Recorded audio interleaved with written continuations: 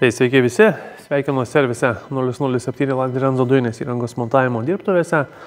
Ir šį kartą noriu parodyti, kiek retesnį, kaip klientas sakė, vis neištaikom progą pademonstruoti ir hybridinę Chrysler Pacifica variantą, hybridinį. Tai šį kartą yra 22 metų faceliftinis modelis su hybridiniu varikliu, 3,6, variklis iš principo identiškas kaip ir ne hybridinis. Truputėlį tam tikrų skirtumų turi, bet pati konstrukcija jo yra labai panaši ir į paprastą 365 Pentastarą. Tai va, ir hybridinis automobilis, iš tikrųjų išmėginom, labai maloniai važiuojantis automobilis, puikiai dinamika, ypatingai tuose žemesniuosiuose sūkiuose, pavadinkim taip, tas startas, turint omeny, kad baterija mūsų kaip plugino hybrido yra iškrauta visiškai, yra 0% ir jisai veikia kaip įprastas hybridas. Ta prasme, režimais pasikeičiančiais iš elektros į jau tiesiai dujas, tai tikrai dinamika labai įspūdinga, labai tyliai važiuojantis, tikrai labai malonus ir labai tikrai, bent jau toksai įspūdis, tikrai labai geras šio automobilio. Tai va, nėra mūsų pirmas paleidžiamas modelis, tik tai ne visą laiką, kaip minėjau, pavyksta visiškai visų 100% visus tos darbus parodyti, kartais ir klientai to nenori, arba pagidauja, kad nebūtų ta informacija viešinama, o kartais tiesiog dėl darbų užimtumo fiziškai nespėjom to padaryti. Tai šį kartą pasižadėjom klientui, kad parodysim, tai rodom ir demonstruojam. Tai dar kartą reiškia Chrysler Pacifica 22 metų su Landrenzo sistema.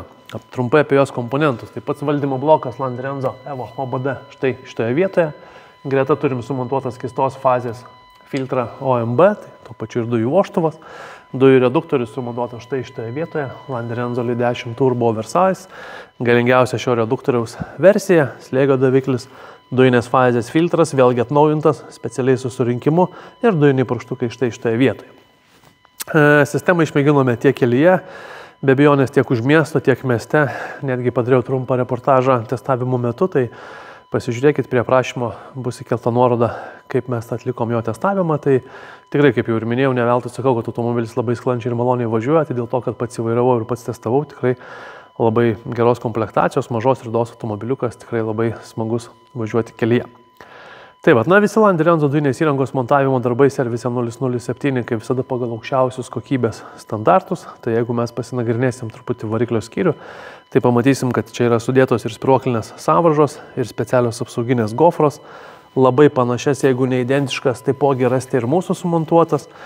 Dujinės įrangos laidyną vėlgi adaptuojam konkrečiai šiam variklio skyriui. Kiekvieną reiškia laidus grupuojame, įvelkame į apsauginės gofras, kiekvieną kontaktą lituojame, tas litavimo vietas apsaugome termokembrikais. Labai viskas tvarkingai, stengiamės jos vėlgi sudėti visus tos komponentus taip, kad ir mes galėtume prieiti ir tą sistemą dujinę aptarnauti, bet tuo pačiu, kad ir netrukdytume kitiem variklio aptarnavimo arba einamiem remontam. Tai tiek būtų apie patį variklio skyrių. Dujų perjungimo mygtukas yra sumontuojamas štai šitoje vietoje. Pridėsiu nuotrauką, bus galima iš arčiau jį pasižiūrėti, nes dabar nebus kaip įlysti ir parodyti. Dujų pildymas prie benzino užpilimo vietos, štai šitoje vietoje, įsisukam adapterį, užsipylę dujų, viską gražiai užsidarom, labai patogu. Dabar kuo skiriasi hybridinis modelis nuo nehybridinio, tai jeigu mes nehybridinėme modelyje montuodavom dujų balionus štai iš tų sėdynių susilankstymo vietose, tai be abejonės čia turim baterijas. Ir jokių variantų mums čia tuos balionus kažkur tai įdėti, ant stogo be abejonės jų irgi nedėsim.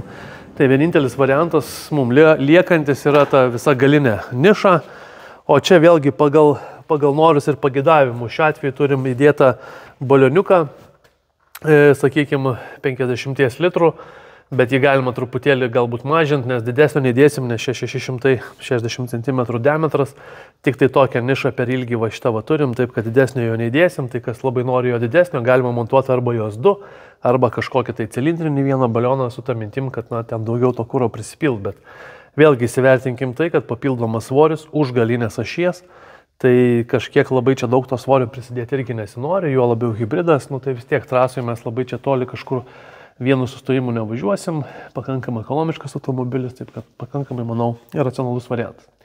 Tai va, tai tiek apie hybridinį Chrysler Pacifica automobilį. Jei kažką panašaus planuojate įsigyti ir skaičiuojate, verta, neverta, apsimoka, neapsimoka, ar galima ar negalima, tai žinokit, kad galima, o verta ar ne, jau kiekvienas turite pasiskaičiuoti individualiai. Taip kad jeigu norėsit, visgi nuspręsit, kad ta sistema jums reikalinga, tai kreipkitės, mes ją jums mielai sumontuosim. Ačiū.